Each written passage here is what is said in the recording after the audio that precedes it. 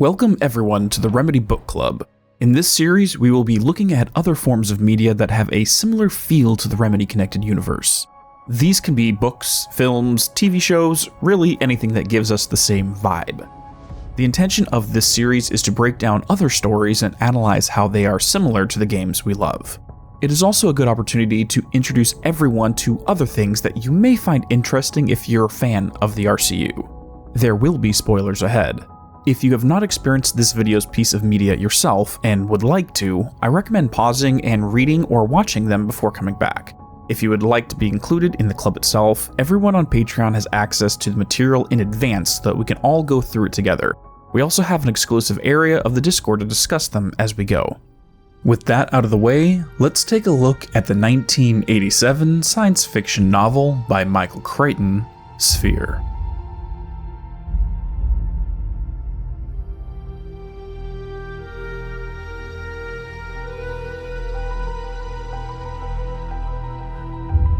For anyone more familiar with the 1998 film of the same name, we will not be using that as a source material, with few exceptions. With that said, let's get into it. The original idea to cover this book began during my blind playthrough of the final draft. In the first scene with Dr. Darling, he mentions attempting to collect scientific data while in the dark place. My struggle with this, that the way this place works makes any hypothesis immediately come back to alter and contaminate the data. In addition, the overarching question in Alan Wake 2 came down to whether or not we can trust our own subjective experience. When reality can be altered with the turn of a page, how can we trust what we see is real, or whether it is a fiction fabricated by someone's mind? This lens paid off when I reread the story. For those who have not read the book or don't mind spoilers, this is the point of no return. The structure of the video presumes a precursory understanding of the plot and its larger beats. For now though, let's start with a brief overview of the setting. Sphere begins with the discovery of a crashed aerial vehicle in the Pacific Ocean. Like is the trope for a Michael Chrighton novel, a team of scientists is contracted by the US Navy to investigate. A habitat at the bottom of the ocean was constructed to house them and the military team while they carried out their work. What they found was a futuristic spaceship that appears to have crashed over 300 years prior. However, it is discovered that the ship was built on Earth 50 years into the future. Somewhere inside the ship was the titular Sphere. While there is a decent-sized cast, the three characters I want to focus on are Norman Johnson, a psychologist, Elizabeth Halpern, aka Beth, a zoologist and biochemist, and Harry Adams, a mathematician. After Harry manages to find a way to enter the Sphere itself, weird things begin happening, such as life that defies all analog on Earth emerging. An alien presence begins speaking to them through the habitat's computer, and more specifically for the Alan Wake fans out there, their unconscious thoughts are manifested into reality. Unfortunately, the most basic of all unconscious impulses is fear. On a good day, we push these feelings down in order to get by, but that doesn't mean the thoughts are not there. They bubble up like shadows on the wall. But for these characters, this is not a good day. The conditions are not normal. What was supposed to be a quick mission gets extended after an unexpected hurricane makes travel to the surface anytime soon impossible. The psychological effects of being trapped in a tin can at the bottom of the ocean for an unknown amount of time begins to pile up. One false move and the habitat could leak or implode. The artificial atmosphere could fail, leading their lungs to burst. The all-encompassing dread and anxiety from this would ruin the zen of even the most well-put-together mind, making the task of controlling one's fear go from difficult to impossible. One of the hallmarks of the Dark Place Threshold is the fact that it is a chaos reality that responds to unconscious input. The dangers of anyone entering this reality is the fact that one cannot control their own unconscious impulses. We see firsthand the kind of things that can happen when Alan goes in. Self-destructive thoughts literally trying to kill him, or his worst traits made manifest. These ideas are reflected in the kind of things that happen to the crew after the Sphere is opened. On top of this, understanding the nature of the dark place is antithetical to the scientific process, as Dr. Darling mentioned. If we think it functions a certain way, it does. But if we change our minds, the rules also change with the whims of our perception. It is the reason why the spiral nature of the dark place is there. Not because that is how it is naturally, but because Alan's mind works that way and rewrites the rules to match. So let's take a look at Sphere and get our analogs. Over the course of the story, I noted 4 primary topics that I wished to discuss. Let's tackle these one at a time. First, the attempt to measure the abstract. Dr. Darling believes that his hypotheses pollute the data. Object and observer are intrinsically tied together, much like some interpretations of quantum mechanics, that under certain circumstances, our mind shapes the world as we observe it. In the book, no life was present around the habitat, but as soon as Harry enters and exits the sphere, life emerges everywhere. After taking some shrimp back to the habitat, Beth discovers their behavior and physiology were all wrong. At this depth, shrimp tend to keep a distance from one another, but they were clustered together here. Their motions suggest they were feeding, however upon dissection, she found the shrimp had no stomach. It was as if they were behaving the way someone who knows nothing about shrimp would envision them to be. After her report, she returned to examine them again and discovered their physiology changed to match how they should be, almost as though whoever manifested them heard her input on what was wrong with them. With new knowledge, the mental conception of a shrimp changed to match. This would prove Darling's point that expectations pollute the data. In this scenario, our knowledge dictates the details of the manifestation. If what we know is wrong, the creation will be wrong as well. Only those that know more can spot the errors. Another quick example was in the film only. Harry's character was reading 20,000 Leagues Under the Sea. He acknowledges he only read up to page 87 because after the giant squid showed up, he was too scared as a child to continue. As a result, when his mind manifests a copy of the book to read, anything after page 87 was a blank page. In his memory, he does not remember what came after, therefore there was no information to draw upon to fabricate the book from. On the subject of this giant squid, let's move on. The second theme is, can we trust what we see? Since I knew what to expect, during my reread, I questioned what was real from the start. Was the ship itself actually man-made? Did the English lettering in an otherwise alien-like ship exist because it was what the characters expected to find, or because it was actually constructed that way in the first place?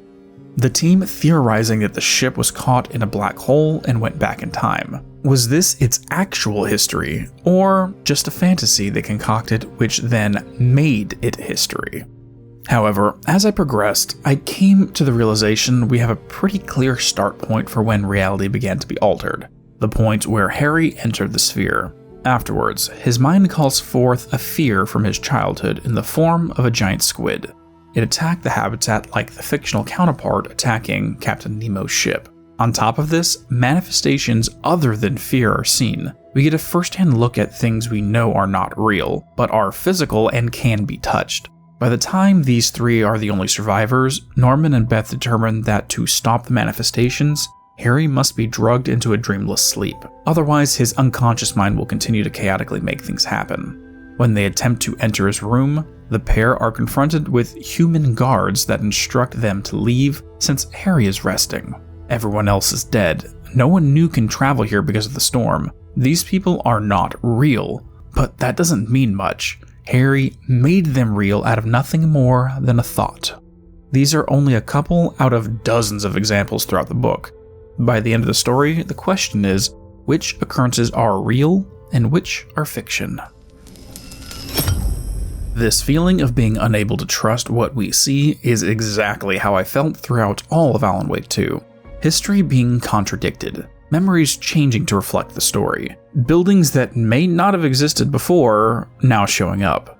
Even the characters within the story debate these things. Mandy May and Norman MacDonald disagree on the origin of the nursing home. Pat Main remembers a different history for some characters, Ilmo going from not knowing who Saga is to being old friends of hers. Our goal in this game is to separate fact from fiction.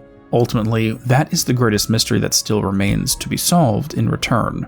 Switching gears, doing the same in determining reality versus manifestation helps us to get a handle on what exactly is happening in Sphere. The third major topic I noticed was the inner self.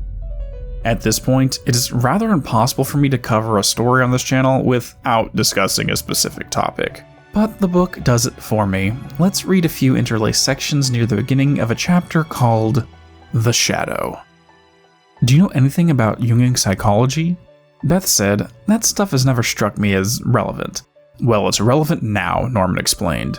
Jung suspected there is an underlying structure to the human psyche that was reflected in an underlying similarity to our myths and archetypes. One of his ideas was that everybody had a dark side to his personality, which he called the shadow. The shadow contained all unacknowledged personality aspects. The hateful parts, the sadistic parts, all that. Jung thought that people had the obligation to become acquainted with their shadow side, but very few do. As Jung saw it, if you do not acknowledge our shadow side, it will rule you. Since we have three characters who entered the sphere, their own manifestations are a reflection of their shadow, and its associated complexes are a central topic of the book. As a child, Harry Adams was a frail boy, never picked for the sports team, and was rejected by his peers.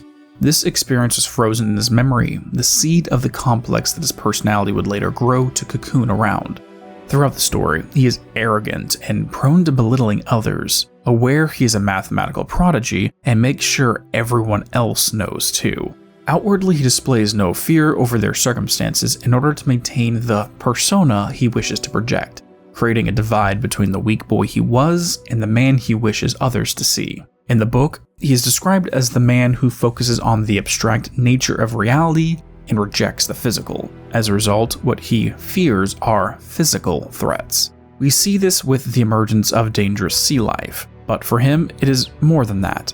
Early on in the mission, Harry convinced himself that the mission would conclude in their deaths. In the sunken ship, the computer recorded that there has been no record of the sphere in human history.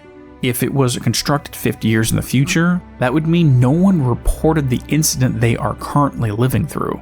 Ergo, in his illogical brain, no one survived to report what they found. They were all going to die down here. Even though he outwardly projected an unshakable demeanor, he does feel fear. However, he has pushed the fear into his shadow.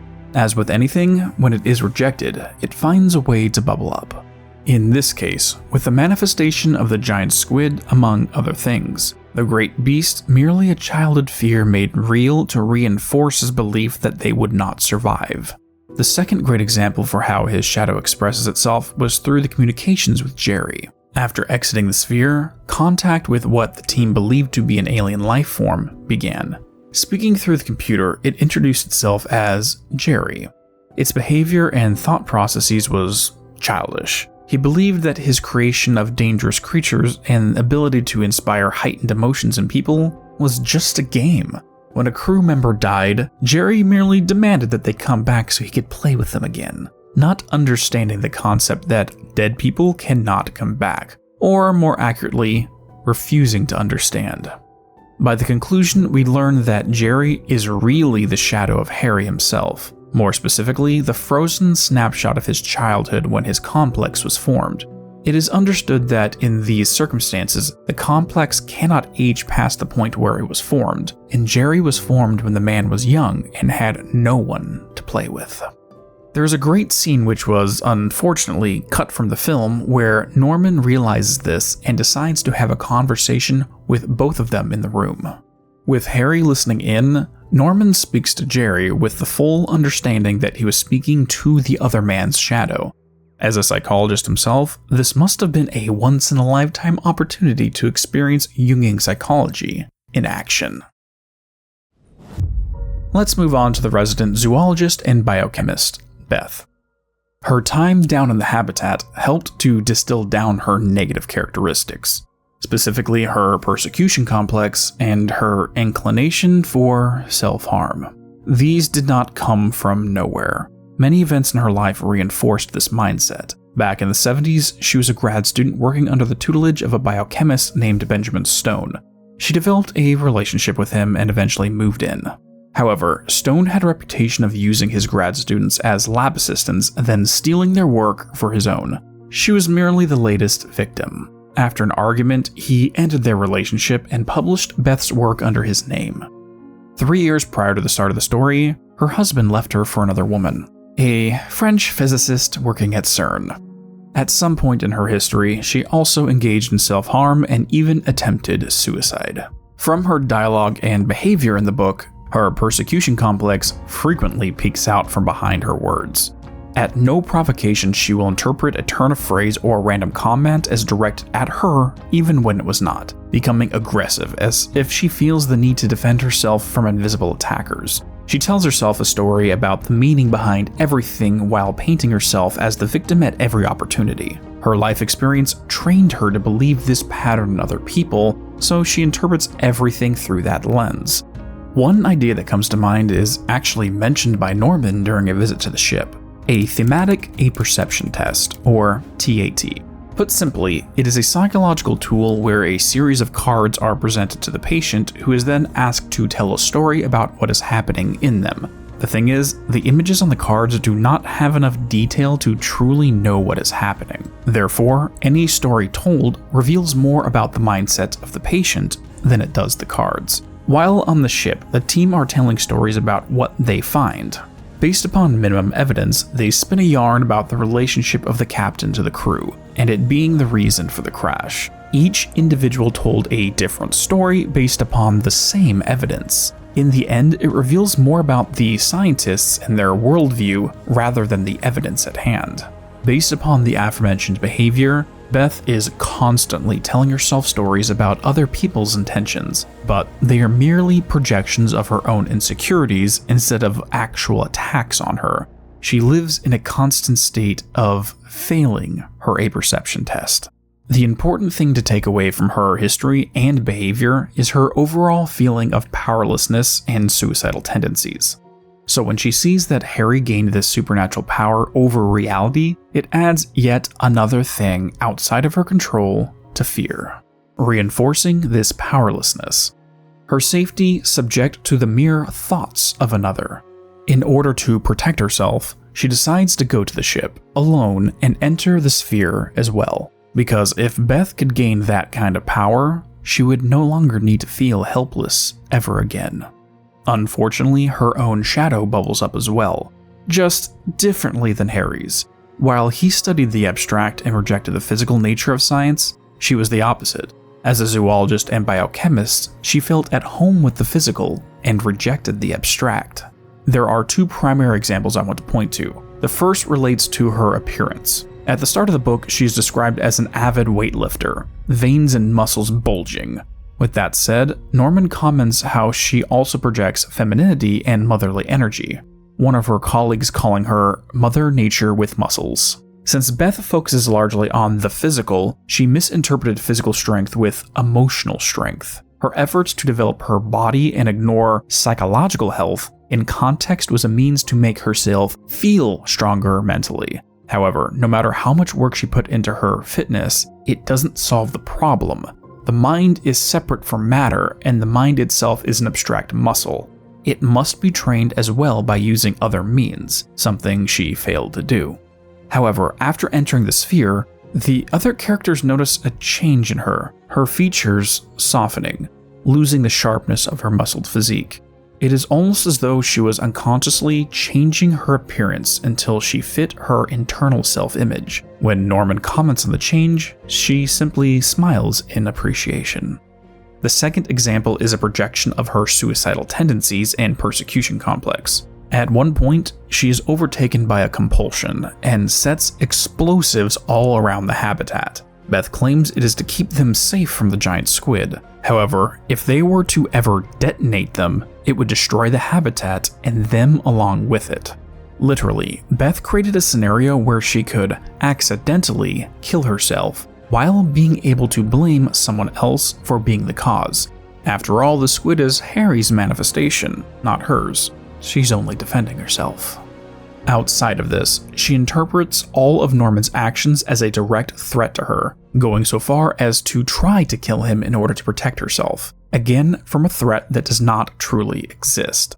Her thematic apperception test here reveals more about herself than reality. She told herself a story that innocent actions were a direct threat on her life. As a result, in her head, Beth feels justified in matching the imagined threat with equal force, going so far as to claim that Norman manipulated her and Harry and painting them to be the villains of the story. She manifested venomous sea snakes, cut the oxygen in the habitat to asphyxiate him, and ultimately ensured the explosives went off. But that is a topic for the next section. In the end, she felt as though her life denied her power, so power is what she manifested after entering the sphere. For now, let's switch over to discuss how these narrative beats match up perfectly with our very own tortured writer. It may be weird to say, but pretty much every one of these scenarios has happened to Alan at one point or another. Upon entering the dark place, he felt as though his mission of saving Alice was over. A part of his mind wanted to surrender to the oblivion of this dream reality, to give up on life. So he was split into two, the one who wanted to die and the one who wanted to live. Just like Beth set up a scenario to kill herself, Alan did the same. The entirety of the Signal and Rider DLC was focusing on his own unconscious attempts to kill himself, both physically and emotionally. Moving forward, the next projection was not from him, but from the perspective of humanity as a whole. After his disappearance, the world went through their own thematic apperception test. From an outside observer, he simply went missing. But they told themselves a story about how he was secretly a serial killer, that the horrible things he wrote about were based upon half-truths of his own life. All of it was fabricated, but these false stories manifested in the same mechanism that the giant squid did. It was a doppelganger that shared Alan's face, American Nightmare's Mr. Scratch. Both Harry and Beth manifested their own neuroses and insecurities as part of their experience. In return, Alan did the same.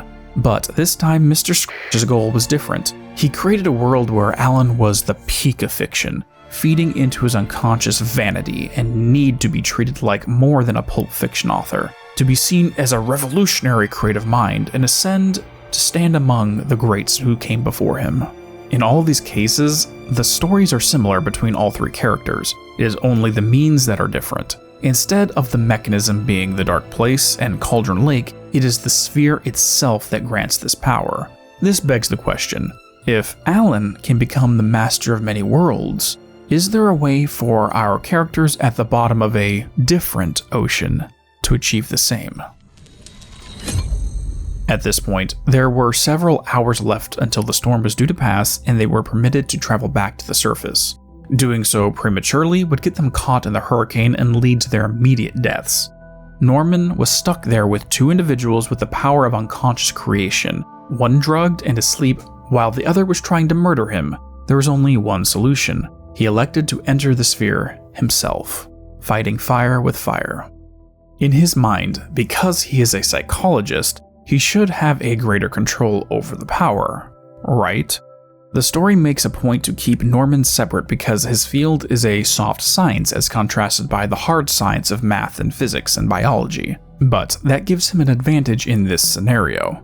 By his logic, in these hard sciences, any data that does not fit into your worldview is rationalized or discarded, so that it does not pollute the experiment. However, the human mind cannot do that. Any data we discard accumulates in the shadow and still influences our conscious life. Since he spends his time in this field, he is aware of more of his shadow than them. The others develop their conscious mind, but not the unconscious. It is the same rationale that Dr. Hartman used before deciding to enter the lake himself. Luckily, Norman fared far better than Hartman. After entering and exiting the sphere, he does have a greater control of the power than the others. But there are things in his shadow as well that are not accounted for. Initially, he tries to turn off the explosives by imagining it, but Beth immediately turns them back on the same way. Her all-encompassing self-destructive tendencies are literal in this instant. In the end, Norman decides to abandon them, to go to the mini-sub and head up to the surface alone, ignoring Beth's begging to come back and rescue them both. On the trip up, Norman is determined to leave them, confident in his decision that leaving them to their deaths is the right thing to do. But the further up he goes, an inner voice starts speaking to him. He arrogantly claims he understands everything that is within him. After all, the ultimate goal in the Jungian philosophy is to move all contents of the shadow into the realm of consciousness. In doing so, we become attuned with the self. If Norman thinks he's achieved this, he is mistaken. There is one thought he has repressed as he leaves them behind. He wants to save everyone, but simply convinced himself he doesn't. The shadow contains more than just negative traits. Positive traits can be trapped there. His own fear of death made him abandon his principles and leave the others to die in his stead. Before the point of no return, he goes back down to the habitat to rescue the other two. Beth, despite begging to go only minutes earlier, now wants to stay here and die. She was fine accepting her death before when she could paint Norman as the villain who abandoned her. But now that he is saving her, she still wants to die and tries to stay. Her suicidal ideations have not changed. The only alteration is to the story she is telling herself in her head to justify how it happens. Eventually, all three make it into the mini-sub and are heading up. The explosives go off, and the shockwave knocks into their sub. Here comes the ultimate test for the therapist. Does the wave kill them, or do they survive? On the whole trip up, Beth wants to die while the now awake Harry believes they can't survive. Because of the power of the sphere, their unconscious beliefs will dictate what happens. While they are believing they will die, Norman believes they will survive, has to believe. He talks them through the situation, trying to convince them, because if their minds create a scenario where they survive, they will. If they continue to engage with their dark thoughts, they won't make it to the surface alive. It is a power of wills that, luckily, concludes with all three making it out of the ocean and into the sunlight. But here comes the true question. Are any of them able to achieve the levels of control that the Master of Many Worlds did? If they went back to the mainland, would it be any different than what happened down at the bottom of the ocean? The power to make one's unconscious manifest was contained, but now it is free to manipulate the world at large. Even worse, what happens when the Navy, who financed the mission, finds out about what the sphere can do? Will it be used as a weapon against our enemies? The trio eventually decide that no one can possibly control this power and choose to forget about it, to will the sphere away, and their power with it.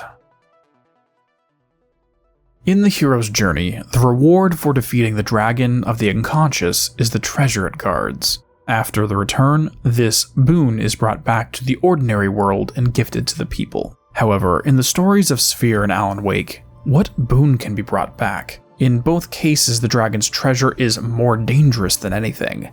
If the power of the sphere is granted to the ordinary world, then chaos will be released. Two of the most intelligent minds in the world caused the horrors that happen below. What do you think will happen if more unstable minds get access to it? In my opinion, pure destruction. It is the reason why in this story it concludes with the trio throwing the gold back to the bottom of the sea, agreeing to use the power to forget it ever existed, to make the sphere vanish as if it never were. This ending makes me question what Alan will do now that he is out. Will he use the power of Cauldron Lake more, or learn from his 13 years of imprisonment? Alice is back in the dark place, so there is a question of how this final loose thread will be wrapped up. When it comes down to it, stories like these invite us to question whether it really is a good idea to have the ability to create things from thought. The human mind is too chaotic, too complex to do this safely, in my opinion. And with all that said, this concludes my comparative analysis between the Remedy franchise and Sphere. However, we are not done dissecting this idea. The next installment of the Remedy Book Club is already chosen, and will further explore this topic. See you then when we discuss the 1956 classic, Forbidden Planet.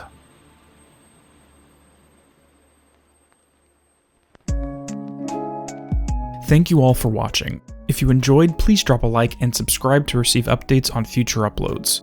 If you would like to help support the channel, a Patreon has been set up and the link is in the description below. Have a great day, and peace be with you all.